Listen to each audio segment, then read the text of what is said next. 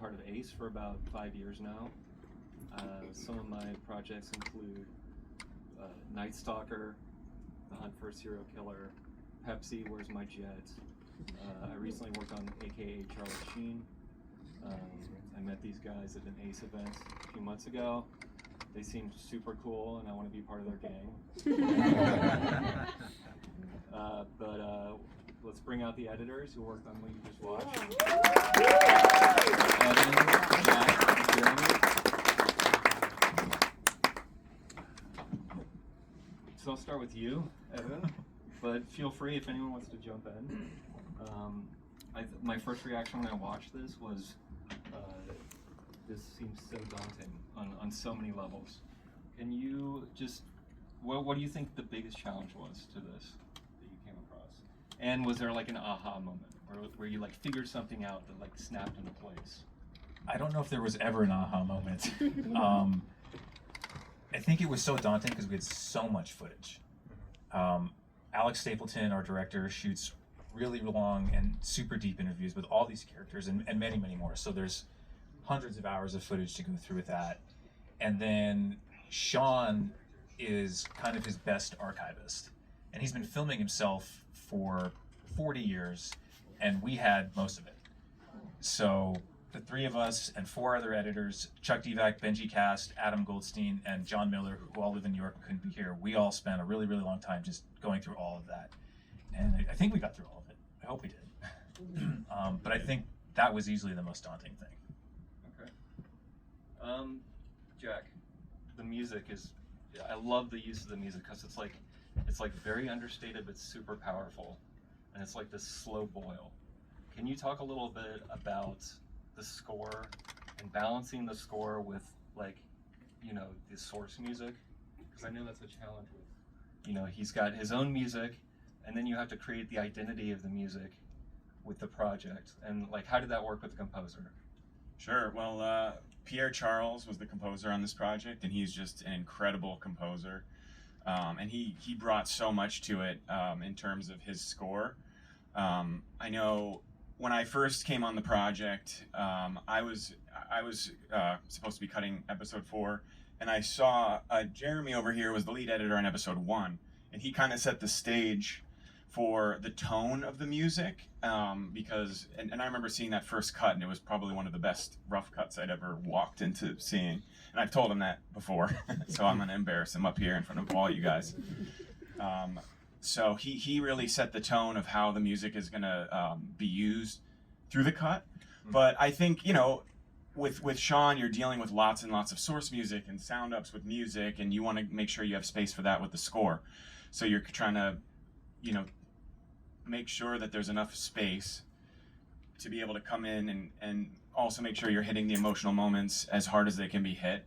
And Evan, as the supervising editor on this project, did such a great job of kind of on a whole level keeping it all consistent across, I think, all 4 episodes. So, you know, I just have to give them props as well for the music coming as well as it did in that episode. So, yeah. Speaking of a team, Jeremy, there's like, you guys had a 6-editor team, right? 7. Oh, it's 7. Okay. Could you just talk a little bit about how the workflow goes in this for this particular project? Sure. I'm on. Yeah. Okay. So there were 4 editors for 4 episodes initially. I cut the first episode, Chuck Divac, the second episode, Evan the third, Jack the fourth. But as the edit went on and our edit schedule collided with the trial, it became necessary to collaborate. Basically, you're cutting a story that's unfolding in real time. Mm-hmm.